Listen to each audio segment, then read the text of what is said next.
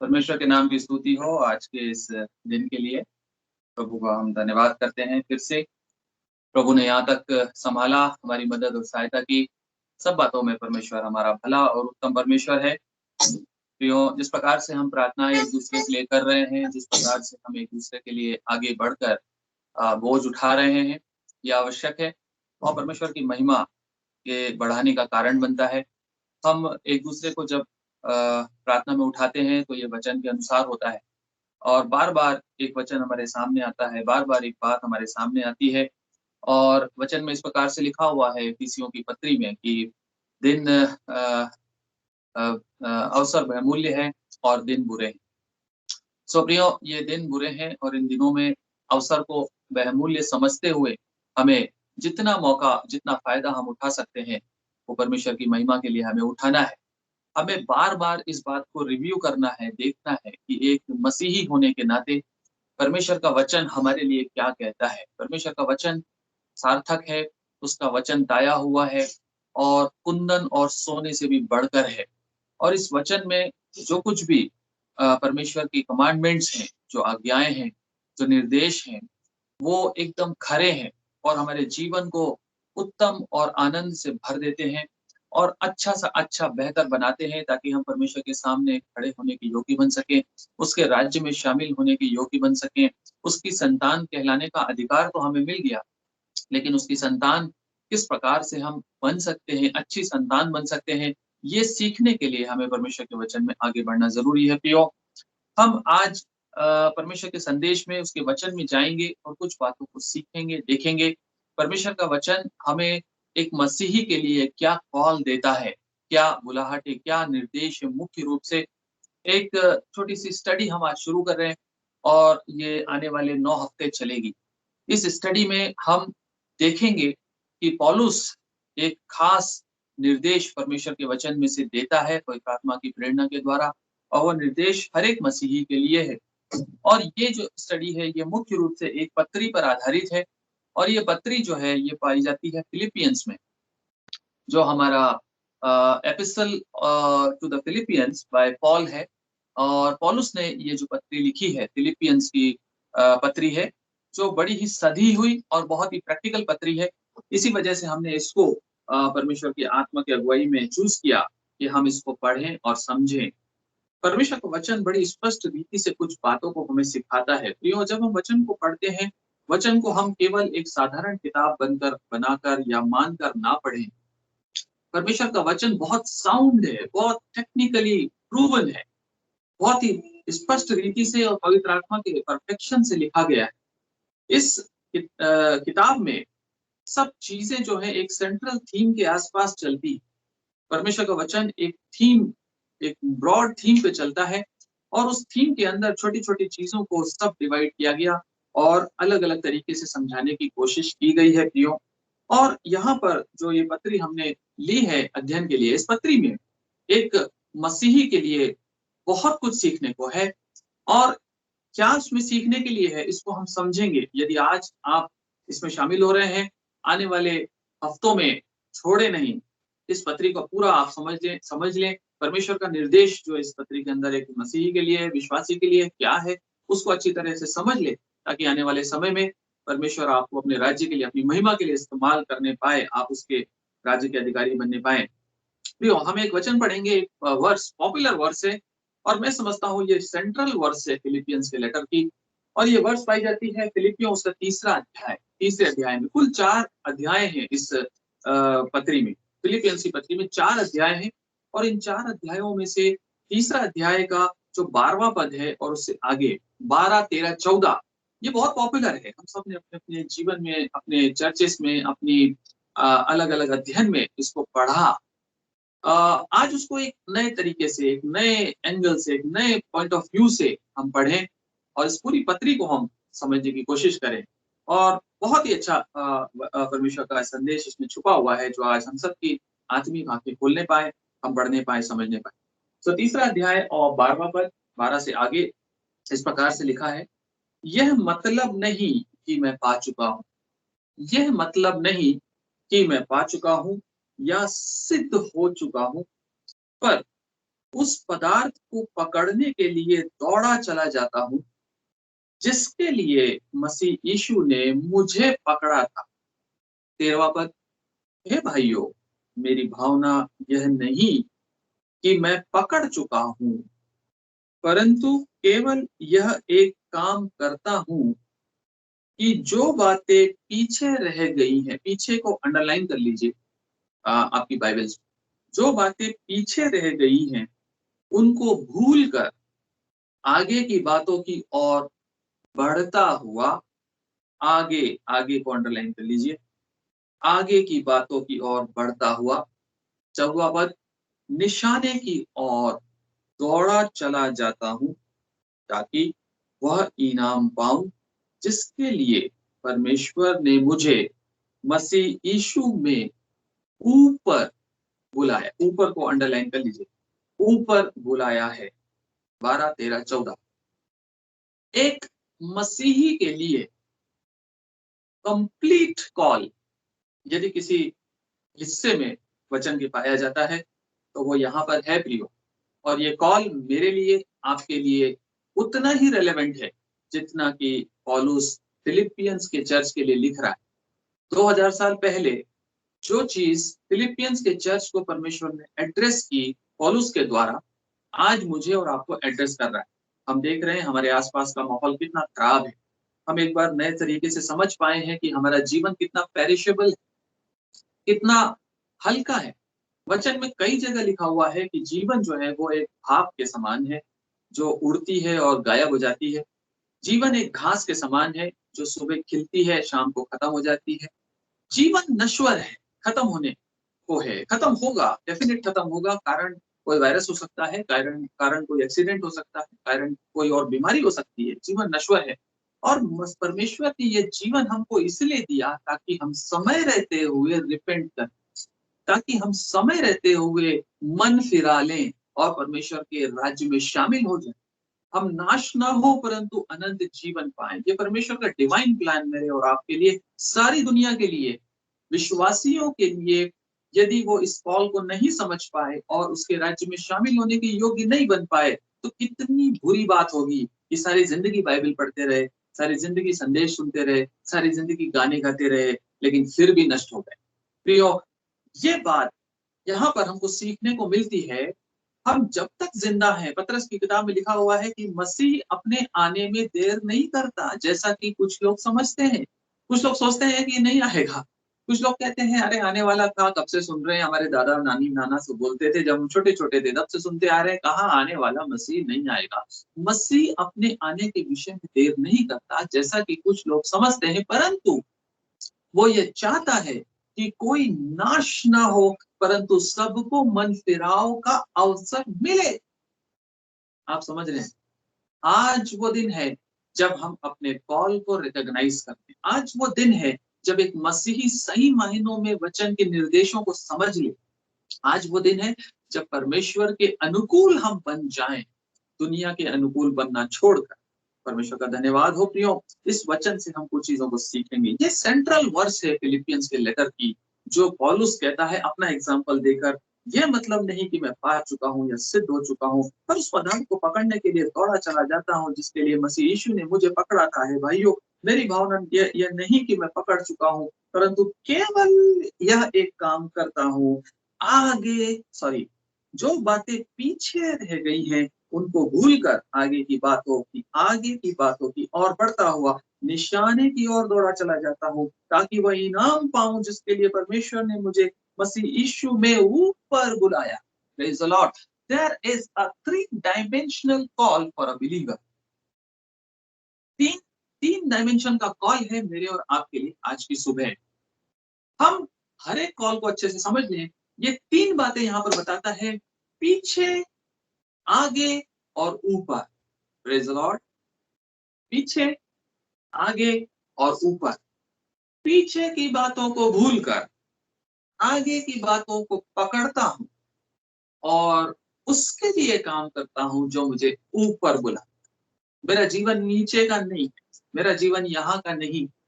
मैं जो कुछ करता हूं ऊपर के लिए करता हूं। ये तीनों बातें इंडिपेंडेंट नहीं, ये तीनों बातें इंटरकनेक्टेड हैं। जब पीछे को भूलेंगे तो आगे को पकड़ेंगे, और जब आगे को पकड़ेंगे तो ऊपर उठा लिए जाएंगे। Praise the Lord. Behind, forward and upward. There is a three-dimensional call for a believer to leave behind the past of your life and to catch hold of the things which are lying forward for you by the Almighty God, and to be drawn upward by the Christ for the eternity, to dwell with him, to live with him in heavenly kingdom. Praise the Lord. परमेश्वर का धन्यवाद हो प्रियो, इस वचन से हमें आशीष मिलने पाए। हम यहाँ पर देखते हैं प्रियो कि ये तीनों आपस में रिलेटेड हैं, और जब हम किसी संदेश को, किसी वचन के पैसेज को पढ़ते हैं, उसके वचन को पढ़ने के बाद आउट ऑफ कॉन्टेक्स्ट नहीं पढ़ना चाहिए। हमें उसके दो कॉन्टेक्स्ट में पढ़ना चाहिए। एक इमीडिएट कॉन्टेक्स्ट होता है और एक वाइडर कॉन्टेक्स्ट होता है। किसी भी वर्ड्स को, कोट को मिस कोट कर देते हैं हम जब हम उसको आउट ऑफ कॉन्टेक्स्ट पढ़ते हैं। इसीलिए इस संदेश को कॉन्टेक्स्ट में पढ़ना जरूरी है। आप जब फिलिपियों की पत्री को पढ़ने बैठे, एक ही सेटिंग में चारों अध्याय पढ़े, परमेश्वर की के साथ प्रार्थना करके उसके चरणों में बैठ के जब आप इस पत्री को पढ़ेंगे, आप इन चीजों को समझने लगेंगे। कितना स्पष्ट संदेश है परमेश्वर का, जो हमें 3 डायमेंशंस में प्रेस करता है कि हम एक्टिवेट हो जाएं। हम मरे हुए हैं आत्मा में, तो हम जिंदा हो जाएं, जागृत हो जाएं और परमेश्वर के लिए उसके अनुसार जीना शुरू कर देती हो। यहाँ पर यदि हम इमीडिएट कॉन्टेक्स्ट की बात करें तो कुछ वर्सेस ऊपर और कुछ वर्सेस नीचे की पढ़ी जाती है, और जब वाइडर कॉन्टेक्स्ट की बात करते हैं तो पूरे लेटर को या पूरी बुक को एक साथ पढ़ा जाता है।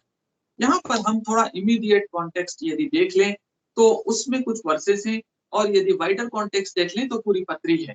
हम पूरी पत्री को यदि ये कॉन्टेक्स्ट मान के चलें तो थोड़ा सा समझने की कोशिश करें कि ये पत्री लिखी कब गई और किन हालातों में लिखी गई और किसने लिखी, किस दशा में, किस अवस्था में लिखी। यदि आप देखें इसी फिलिपियों का पहला अध्याय और 7वां पद, फिलिपियों की पत्री और उसका पहला अध्याय और उसका 7वां पद हमें इस प्रकार से कहता है, उचित है कि मैं तुम सब के लिए ऐसा ही विचार करूं, क्योंकि तुम मेरे मन में आ बसे हो, और मैं मेरी कैद में और सुसमाचार के लिए उत्तर और प्रमाण देने में तुम सब मेरे साथ अनुग्रह में सहभागी हो। मेरी कैद में, आप समझ रहे हैं, ये पौलुस ने कब लिखी पत्री? ये पत्री लिखी जब वो कैद में था, जब वो जेल खाने में था, तब इस पत्री को लिख रहा है और परमेश्वर के लिए धन्यवाद कर रहा है कि परमेश्वर ने उसको इस तरह की पीड़ाओं में होकर से गुजारा, ताकि वो प्रेरणा पा चुका पवित्र आत्मा की, घुटनों में बैठ सका। हो सकता है कि यात्राओं में उसका समय बहुत जाता हो सकता है कि ट्रैवल करते करते दुनिया के अफेयर्स को हैंडल करते करते बीत रहा हो और कई जगहों पर लिख नहीं पाता हो जो आत्मा उससे कहता हो, लेकिन यहाँ पर वो कैद में बैठा हुआ इस पत्री को लिखता है। He was in the jail. Jail में बैठा हुआ इस पत्री को लिख रहा है। पहली चीज, ये एक प्रिजन लेटर है, कैद में लिखी हुई पत्री है प्रियो।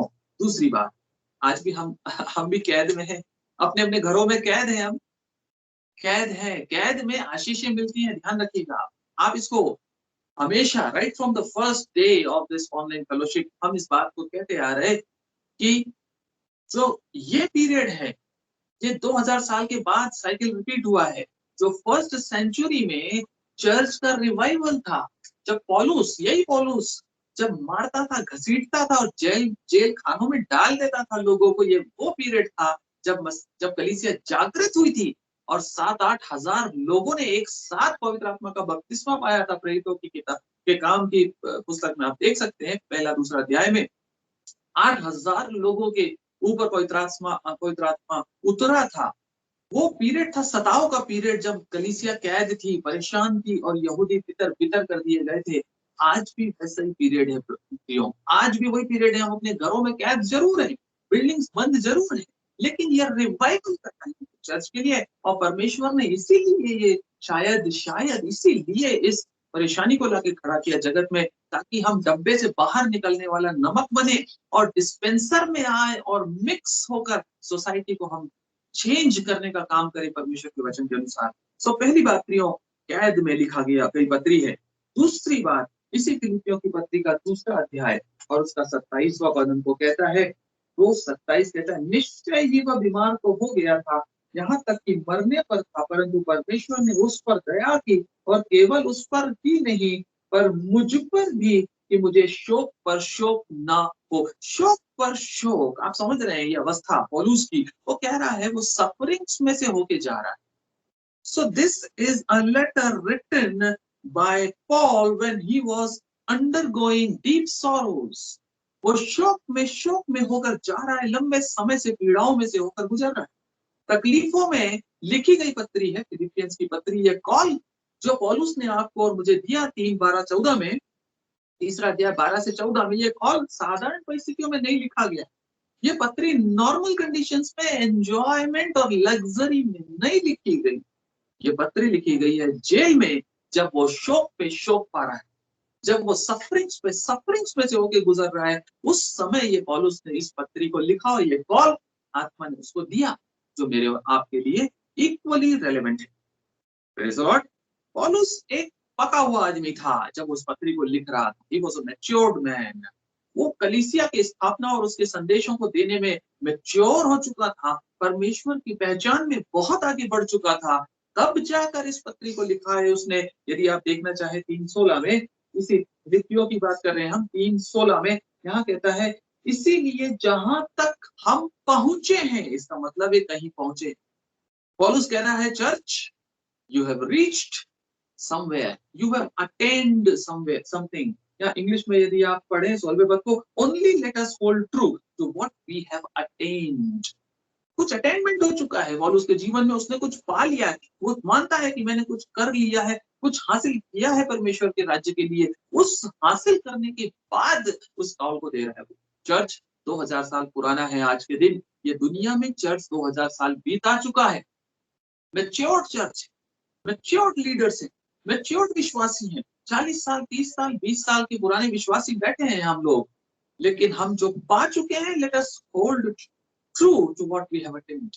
जो हमने अटेन किया है उसको हम होल्ड कर सके, ये फिलिपियंस का कॉल है। और यहाँ पर कहता है एक मैच्योर्ड मैन ऑफ गॉड ये पत्री को लिखता है प्रियो।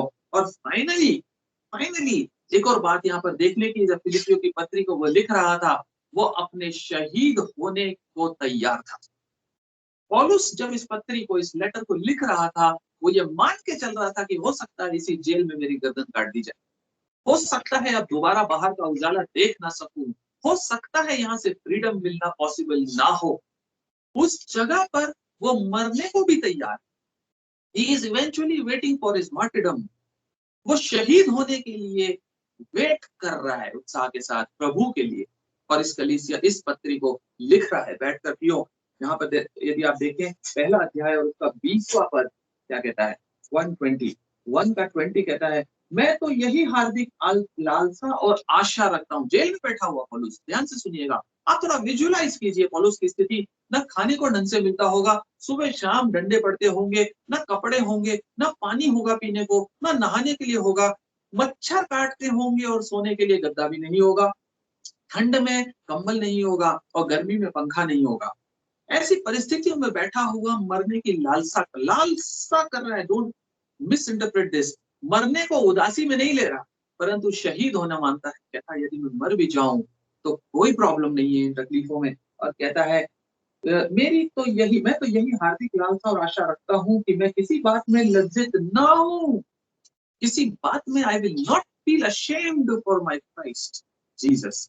मैं अपने मसीह के लिए लज्जित ना हूं, पर जैसे मेरे प्रबल साहस के कारण मसीह की बड़ाई मेरी देह के द्वारा सदा होती रहती है, वैसी ही अब भी हो जेल खाने में भी हो, चाहे मैं जीवित रहूं या मर जाऊं।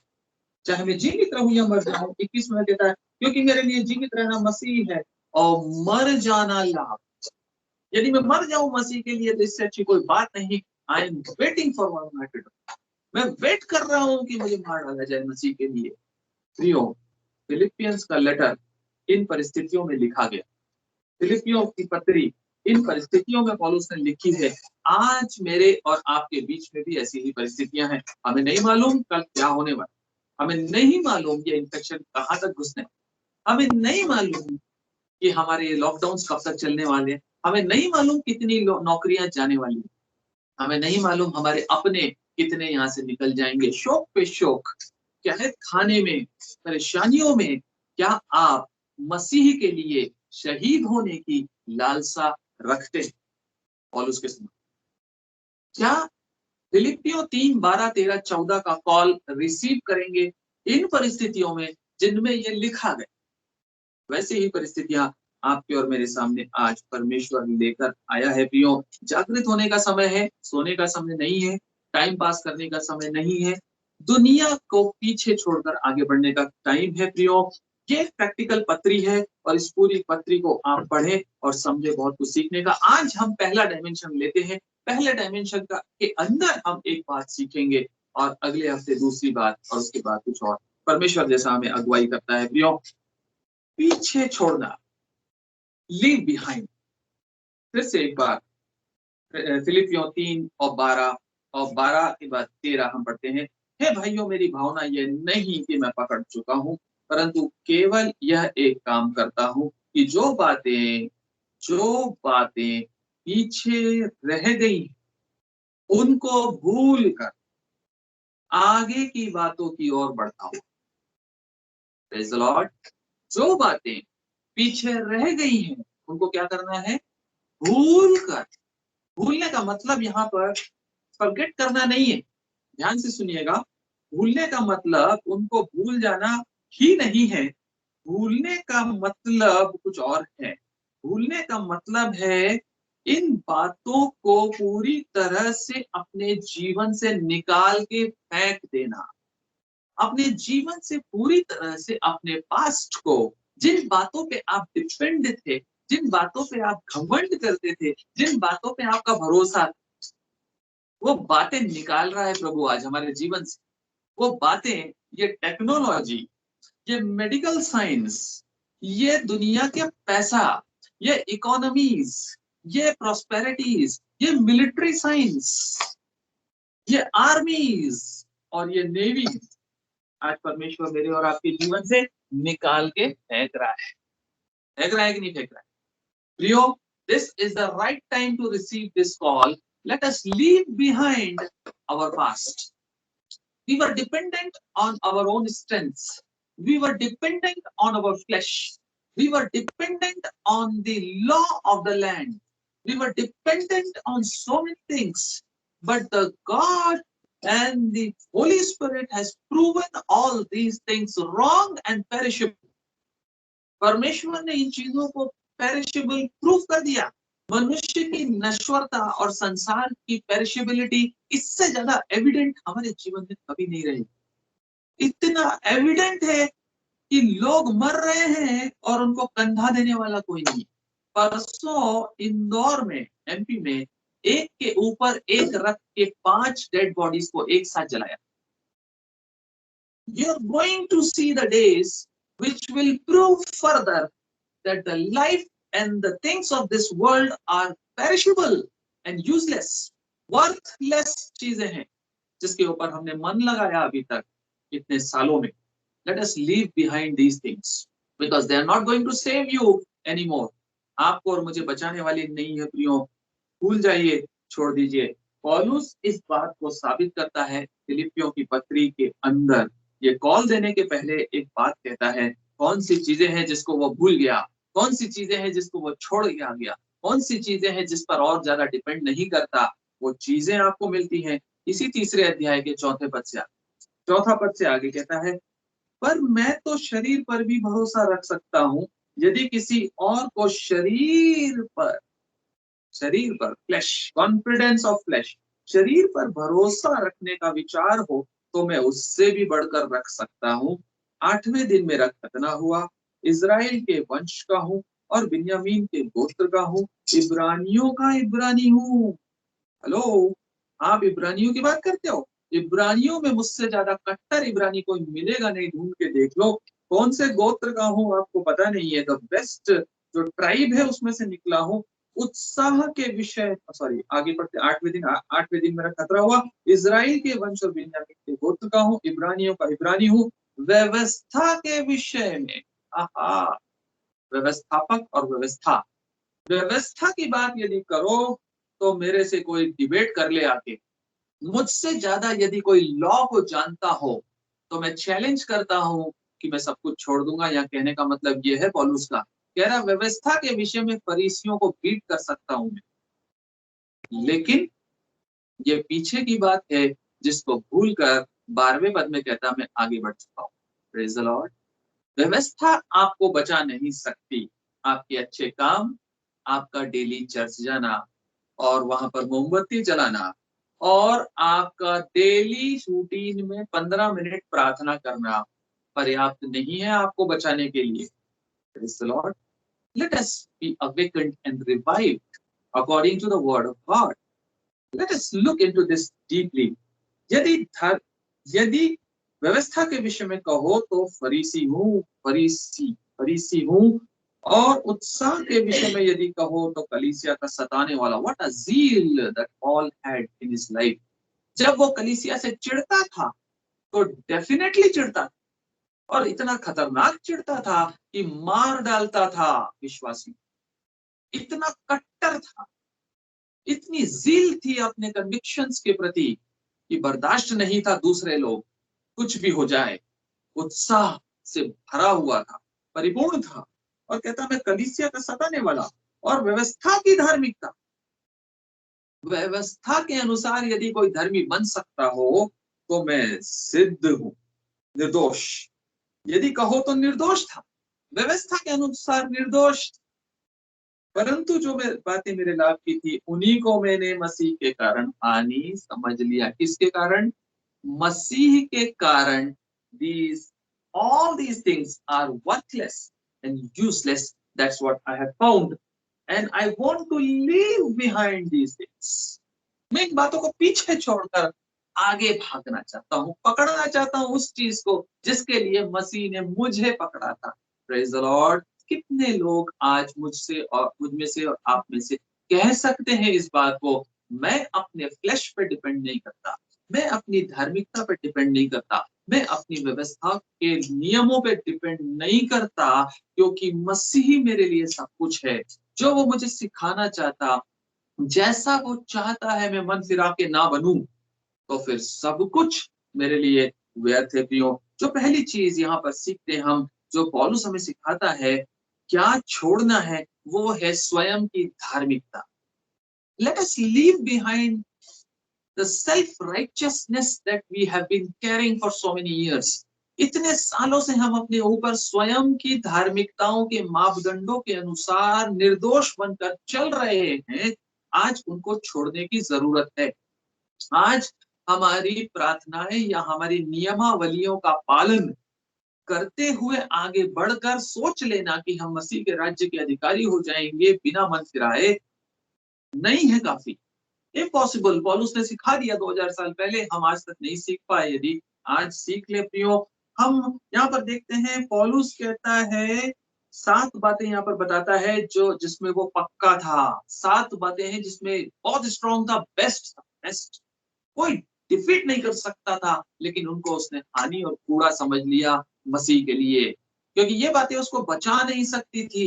Left behind these things, he left, उसने छोड़ दिया इन बातों को प्रियो।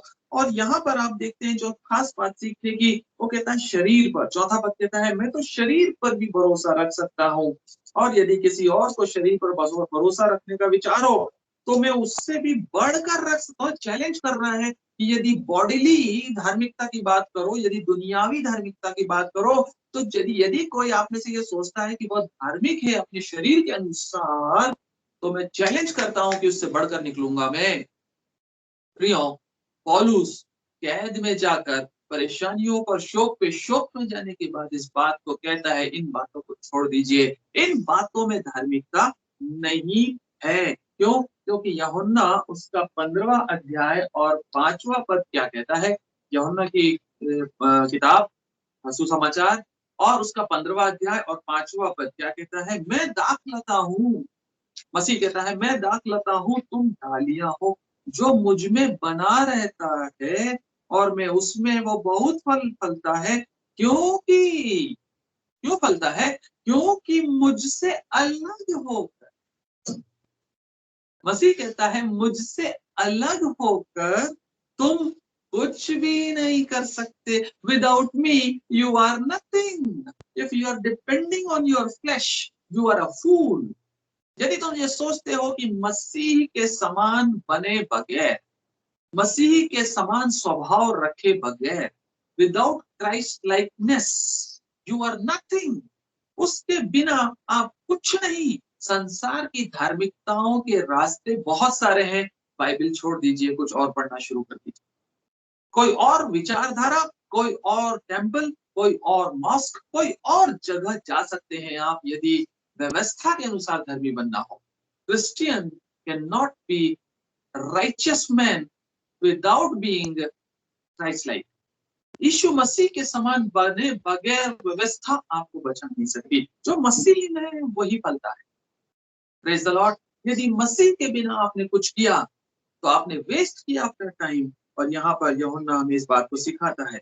और 5वें पद की जो अभी हमने पढ़ा, 3रा अध्याय 5वां पद कहता है, उसका आखिरी पद क्या कहता है कि मैं व्यवस्था के अनुसार क्या हूँ? फरीसी। फरीसी हूँ, फरीसी हूँ। और ये यूनिवर्सल प्रॉब्लम है।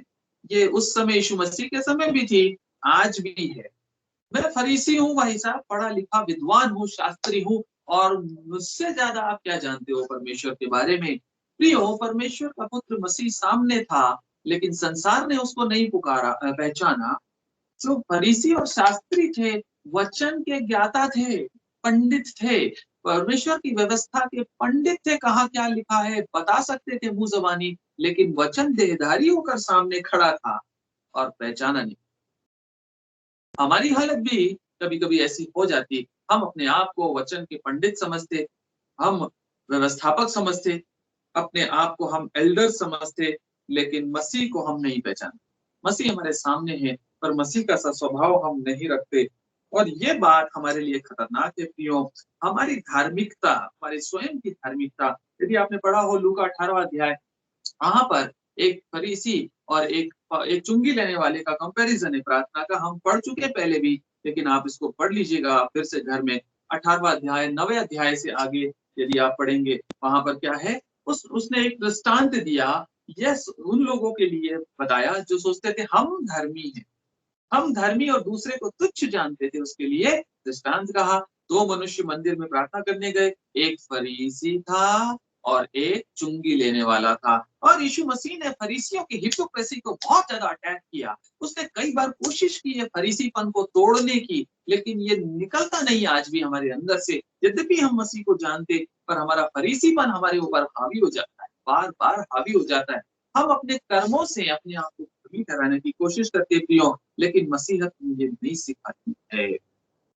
लूका उसी का 7वां अध्याय यदि आप पढ़ेंगे, वहां पर एक व्यभिचारिणी स्त्री, पापिनी स्त्री के बारे में लिखा है। पता नहीं पापिनी थी कि नहीं थी, लेकिन जिस फरीसी के घर में यीशु मसीह गए खाना खाने के लिए। 7वां अध्याय लूका का यदि आप पढ़ेंगे, उसी के 39 से आगे, तो वहां पर भी इस बात को लिखता है। एक फरीसी ने उसे अपने घर में बुलाया और वहां वो खाना खाने बैठा। वहां पर एक स्त्री आई, और वो स्त्री आने के बाद उसके उसके पैरों पर संगमरमर के पात्र से और तोड़कर, और उसके ऊपर उसने इत्र डाला और उसको अपने आंसुओं से पोंछा, अपने बालों से उसके पैरों को पोंछा। ये बातें आप वहां पे देखते हैं। वहां फरीसी था और एक पापिनी स्त्री थी, जिसको फरीसी कह रहा था ये पापिनी है। मालूम नहीं ये पापिनी थी कि नहीं थी, लेकिन फरीसी कहता है इस पापिनी स्त्री को यीशु मसीह पहचान नहीं पाया।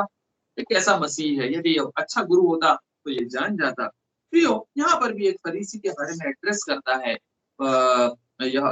लूका। और ये इस बात के यीशु मसीह जो है यहाँ पर बताता है कि ये धर्मी कहते हैं अपने आप को अच्छा मानते और दूसरों को तुच्छ मानते। ऐसे लोगों के लिए वचन हमसे बार बार कहता। यशायाह 64 अध्याय, आइजाया 64 और उसका 6 बड़ा पॉपुलर वर्स है, लेकिन भूल जाते हैं। एक बार फिर से पढ़ लीजिए और याद कीजिए, हम तो सब के सब अशुद्ध मनुष्य कैसे हैं।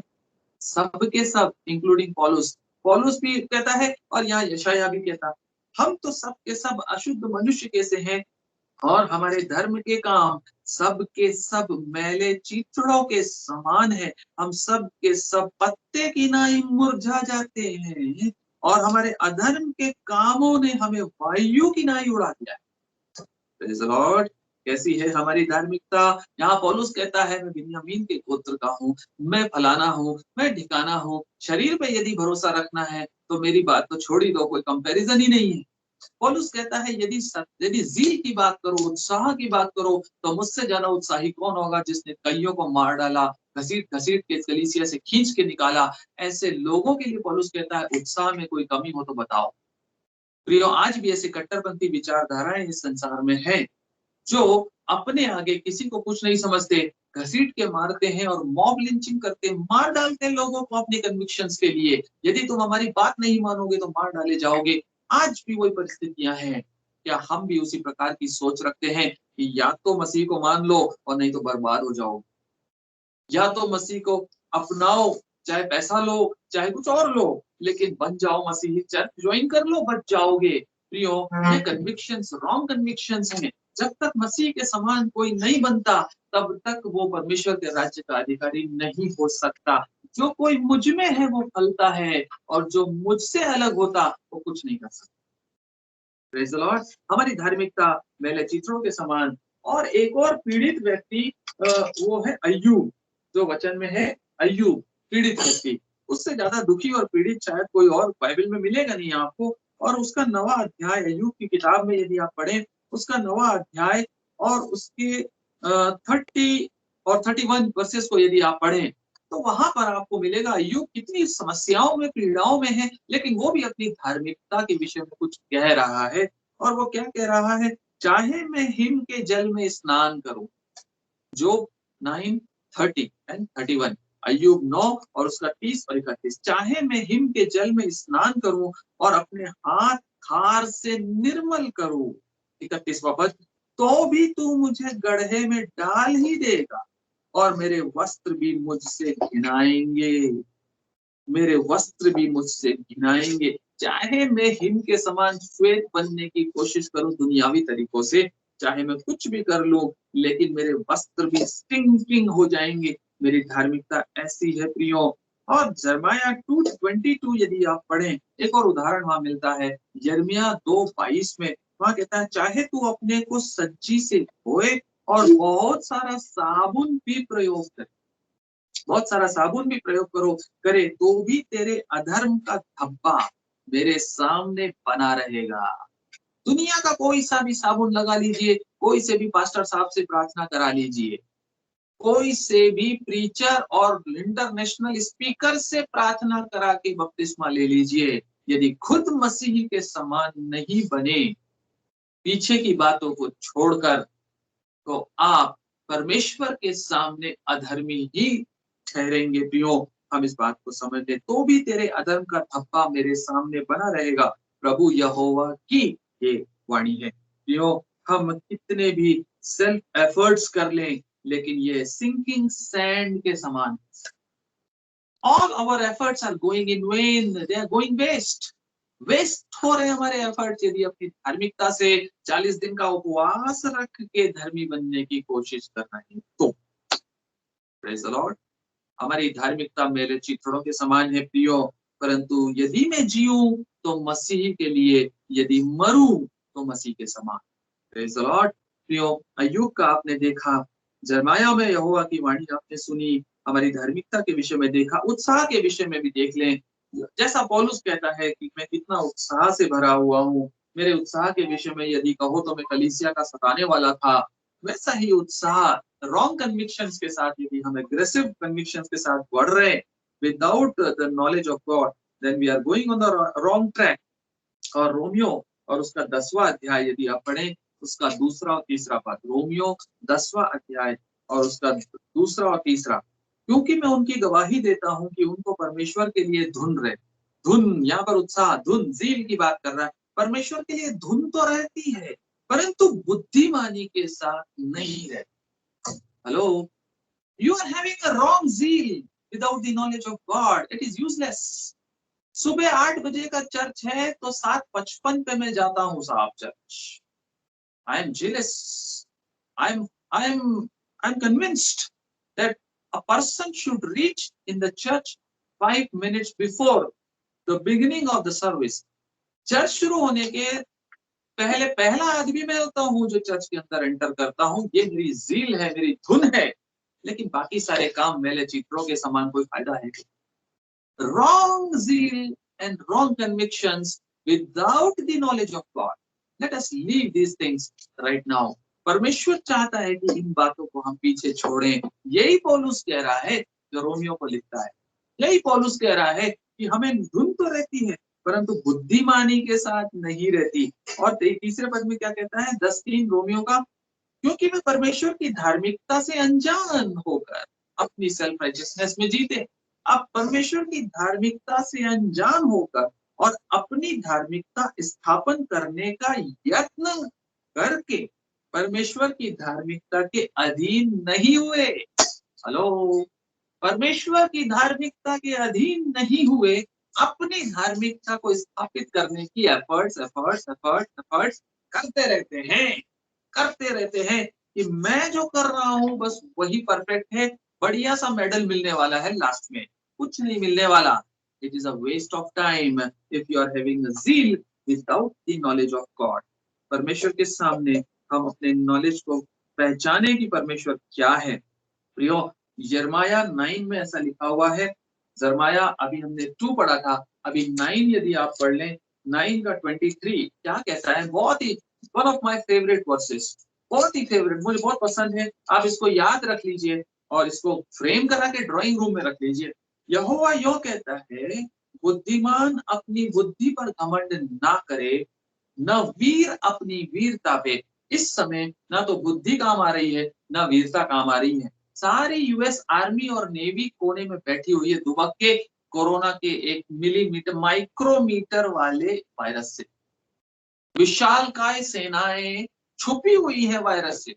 ये परमेश्वर के काम अद्भुत है। ना वीर अपनी वीरता पे घमंड करे, न बुद्धिमान अपनी बुद्धि पर, न धनी अपने धन पर। कहाँ गया ये धन, कहाँ गई वो इकोनॉमीज, कहाँ गई वो प्रॉस्पेरिटीज, कहाँ गया वो पैसा। कौन सा पैसा आपको बचा सकता है? दुनिया का बेस्ट हॉस्पिटल भी आपको बचा नहीं सकता।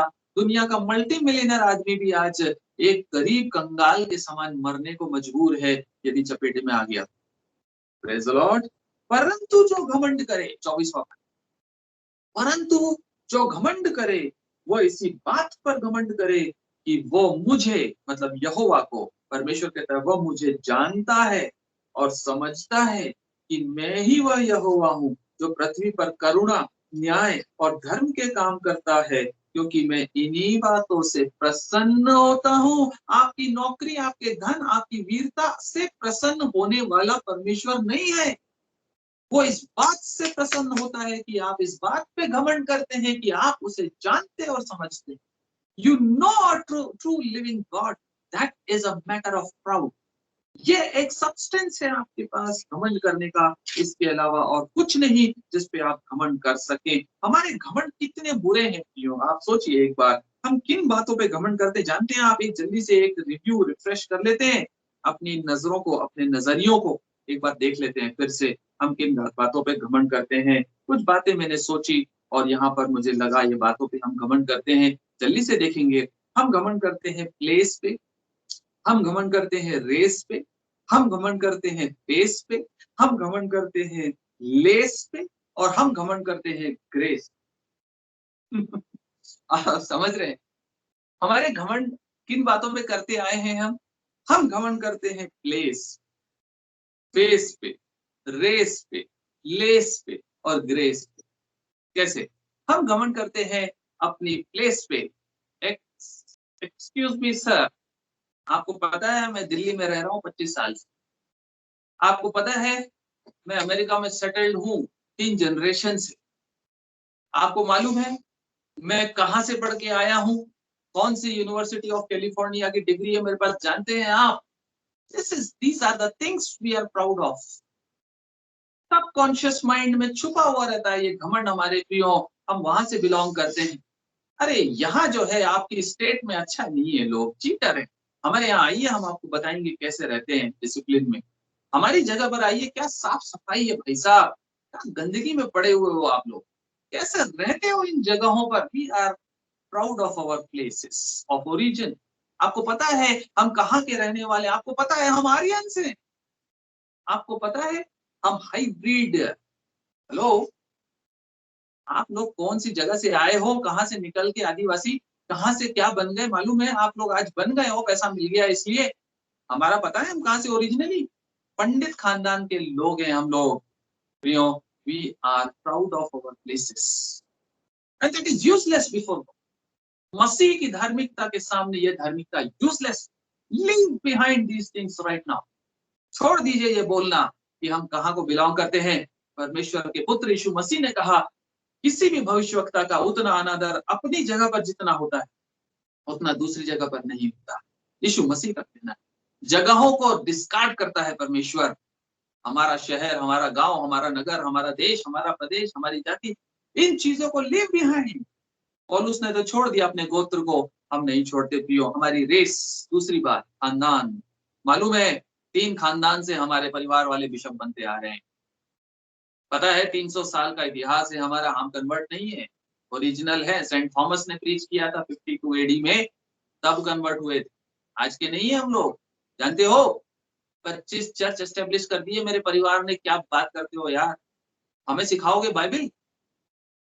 We are proud of our races. कौन से गोत्र के हैं जानते हो? अपर कास्ट क्रिश्चियंस हैं हम लोग, कन्वर्टेड नहीं है, एसटी एससी वाले। These are the talks that we do as Christians. We are proud of our races. अरे किसके लिए मरने आया था मसीह? क्या मेरे लिए अकेले आया था? वो उस कंगाल और प्रोस्टिट्यूट के लिए भी मरने आया जिसने उसके पैरों पर अपना इत्र तोड़ के गिराया। वो उस अंधे टुंडे लंगड़े के लिए भी आया जो 38 साल से बीमार था। प्रियो, वो रेसिस में बिलीव नहीं करता, वो मनुष्य में बिलीव करता है, क्योंकि उसने मनुष्य को अपनी स्वरूप और समानता में बनाया। Praise the Lord. क्या आप भी ऐसा सोचना शुरू करेंगे? क्या आप छोड़ेंगे उन बातों को जो बातें मेरे और अंदर और आपके अंदर आज भी कैरी कर रहे हैं हम लोग, और गलत मोटिव के साथ? फेस, हम अपनी फेस वैल्यू को बहुत इंपॉर्टेंस देते हैं प्रियो। हम इंसान ना होकर ब्रांड बन गए हैं, मालूम है आपको? हमारी फेस वैल्यू पे हम जाते, लेकिन मसीह हमारे अंदर कहीं दिखता नहीं हमारे फेस पे। अरे पता है हम लोग कितने सुंदर हैं, हमारे घर के लोग इतने खूबसूरत दिखते हैं कि लोग पलट पलट के देखते हैं, वाह what a beautiful height, personality, कितना लंबा चौड़ा इंसान, व्हाट अ सिक्स पैक्स, और क्या है मालूम नहीं, कितने सुंदर हमारे बच्चे हैं। पूरे स्कूल में, क्लास में सबसे खूबसूरत मेरा बच्चा लगता है। अलग से मैं देखती हूँ, जब रिसीव करने जाती हूँ स्कूल में, बच्चे दौड़कर आते हैं, कैसे कैसे गंदे, किसी की नाक बहरे, किसी का कपड़ा फटा हुआ, किसी का जो है काला बच्चा बिल्कुल। क्या बोले, बोलना तो नहीं चाहिए, लेकिन परमेश्वर ने बड़े खूबसूरत बच्चे दिए। This is a false pride that we carry at times. Being a Christian, leave behind these things. Don't have proud on your face, because face never persists for long. Face doesn't endure for long. Your bodily confidence is useless. Flesh पे dependence छोड़ दीजिए। पौलुस कहता है यदि शरीर पे भरोसा रखना हो तो मैं शरीर पर भरोसा रखने में पक्का हूं। मेरे जैसी बॉडी और मेरे जैसी बॉडीली फ्लैश के ऊपर डिपेंडेंस आप रख नहीं सकते। हम प्राउड करते हैं अपने लेस पे। लेस का मतलब है अपने पहनावे, अपनी ड्रेसेस, अपना रहन सहन, अपना घर का डिजाइन, अपना सोफा सेट। मेरे घर में ऐसा सोफा सेट है पूरे मोहल्ले में नहीं है भाई साहब। जो आता है ना वो बोलता है यार कहाँ से बनवाया, कितने का जानते हैं? 50,000 का। ऐसा अपीयरेंस जो फ्रंट एलिवेशन मैंने दिया है ना, 3 आर्किटेक्ट से डिजाइन बना के फाइनल किया था। My laces are incomparable. मेरा घर और मेरी ड्रेसेस, जानते हैं आप कौन से कपड़े पहनता हूं मैं? मुझे गिफ्ट कर दिया आपने वो 300 रुपए की शर्ट। थोड़ा सोचना था भाई साहब, ऐसे कपड़े तो मेरे नौकर भी नहीं पहनते। बोलेंगे नहीं क्योंकि गिफ्ट है, लेकिन दूसरे को बोलेंगे, तीसरे आदमी को, अरे यार वो दिया था आप रख लो यार, मैं तो पहनता नहीं। ये साड़ी मुझे सूट ही नहीं करती, ऐसी साड़ियां मैं कभी नहीं पहनती। This is not up to the standards that I follow. ये लिपस्टिक, वाह, मेरी नौकरानी भी नहीं लगाती है, आप ये खरीदोगे मेरे लिए? We we are dependent on our laces more than the spirit. हमारी स्पिरिट की ब्यूटी की को छोड़कर हम उसको सजाते संवारते हैं जो आज जिसको 4 कंधे नहीं मिल रहे हैं कोरोना। माँ को जो डेथ हो गई कोरोना में, बच्चा छोड़कर चला गया हॉस्पिटल में। क्यों? क्योंकि कोविड से मरी है, मुझे ना लग जाए। दोबारा आया दूसरे दिन पूना की बात, दोबारा आया दूसरे दिन। क्यों जानते हैं? उसके हाथ में एक अंगूठी थी गोल्ड की, वो लेने। हॉस्पिटल वालों से पूछता है कि उसके हाथ की अंगूठी नहीं निकाल पाए, आप निकाल के दे दो। इससे पहले कि आप बेरियल करो या क्रिमेट करो उसको, उसकी अंगूठी निकाल के दे देना। लेकिन आखिरी बार फेस देखना नहीं चाहते जिप खोल के। क्यों? क्योंकि कोविड से मरी है। This is what is your face value. Perishable, useless, worthless.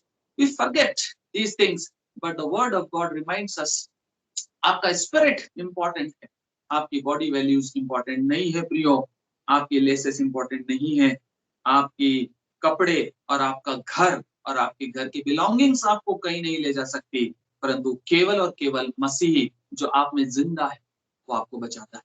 Praise the Lord. Grace, हमारे ग्रेस पे हम घमंड करते पर गलत तरीके से करते। मैंने फला फला आदमी के लिए प्रेयर की थी, उसकी बीमारी जाती रही। मैंने फला फला बच्चे के लिए प्रेयर की थी, एग्जाम में टॉप किया। आप जानते हैं जिस पे हाथ रख के मैं दुआ कर देता हूँ चंगा हो जाता है। I am gifted. We are having proud on the grace of God falsely. False pride लेके चलते अपनी ग्रेस के ऊपर जो मसीह में हमको मिलती है। मसीह हम में जिंदा नहीं रहता, परंतु हम खुद जिंदा हो जाते उसको मान। हम ग्रेस पर घमंड इस तरीके से करना छोड़ दें जिसमें मसीह सामने ना हो, हमारा चेहरा सामने हो पर मसीह का चेहरा सामने ना दिखे। ऐसी ग्रेस कोई काम की नहीं आपके जीवन में। यदि आप पैसा खूब कमा रहे हैं और कह रहे हैं ये मसीह की ग्रेस है कि मुझे पैसा पे पैसा मिलता जा रहा, मुझे तो चाहिए ही नहीं था, करोड़ों रुपए में खेल रहा हूँ, मुझे तो उन प्रमोशन पे प्रमोशन मिलते जा रहे हैं, मैं इसलिए मिल रहा है क्योंकि मैं चर्च जाता हूँ, चर्च में दान देता हूँ, चर्च में टाइप देता हूँ, जितना टाइप में देता हूँ कोई नहीं देता, इसलिए मुझे परमेश्वर रिटर्न कर रहा है। These are the false prouds that we carry। ये प्राइड जो है ये फॉल्स है प्रियो, और इसको छोड़ दीजिए, क्योंकि यह याकूब की पत्री में लिखा हुआ है, चौथे और छठवें पद में, चौथे अध्याय और छठवें पद में याकूब में लिखा हुआ है, वह तो और भी अनुग्रह देता है। इस कारण यह लिखा है कि परमेश्वर परमेश्वर अभिमानियों से विरोध करता है। परमेश्वर अभिमानियों से विरोध करता है पर दीनों पर अनुग्रह करता है, दीनों पर अनुग्रह करता है। प्रियो, तीती वचन 29 में इस प्रकार से लिखा, मनुष्य को गर्व के कारण नीचे देखना पड़ता है। 29-23, 29-23, मनुष्य को गर्व के कारण नीचा देखना पड़ता है, परंतु नम्र आत्मा वाला महिमा का अभिमानी होता है। प्रियो, प्राइड और सिन में एक चीज कॉमन है, ये कहकर हम खत्म करेंगे आज के संदेश को, यही रोकेंगे। सिन और प्राइड में एक चीज कॉमन है, जानते हैं क्या? जानते हैं क्या? बताइए। सिन और प्राइड में जो चीज कॉमन है वो है आई, और दोनों में जो आई है वो सेंटर। सिन में भी आई सेंटर में है और प्राइड में भी आई सेंटर में है। Let us cut and cancel this I right now. यीशु मसीह ने 2000 साल पहले क्रूस के ऊपर इसी आई को कैंसिल किया, लेकिन हम आज तक नहीं कर पाए। मसीह के समान बनना तो चाहते हैं, परंतु इस आई को कैंसिल नहीं करते। जब आप सिन में से आई को कैंसिल करके बाहर करेंगे और जीरो को वहां डाल देंगे, तो you will become a son from sin. Praise the Lord. You will become a son of God without sin. You have to cancel your I. आपको अपना मैं खत्म करना है, पीछे छोड़ना है। जो हमने शुरुआत की थी 3:12 में 13 में, जो हमने फिलिपियों 3 अध्याय 12-13 में पढ़ा कि मैं पीछे की बातों को भूल कर, पौलुस की पीछे की बातें क्या थी वो आपने चौथे पद से आगे पढ़ा 3 अध्याय के, कि वो कैसा था, और उनको भूल कर, छोड़कर, तज कर, त्याग कर आगे की ओर दौड़ा चला जाता है। प्रियो, पौलुस के समान हम भी बनने वाले बने। हम अपने स्टैंडिंग में अच्छे हो सकते हैं, पर हमारा स्टेटस अच्छा नहीं है मसीह के सामने। गड़बड़ है, उसको समझ लें और उसके अनुसार चलना शुरू करें। आखिरी पद पढ़ के खत्म करेंगे हम। कुरिन्थियों पहला कुरिन्थियों और उसका 26वां पद।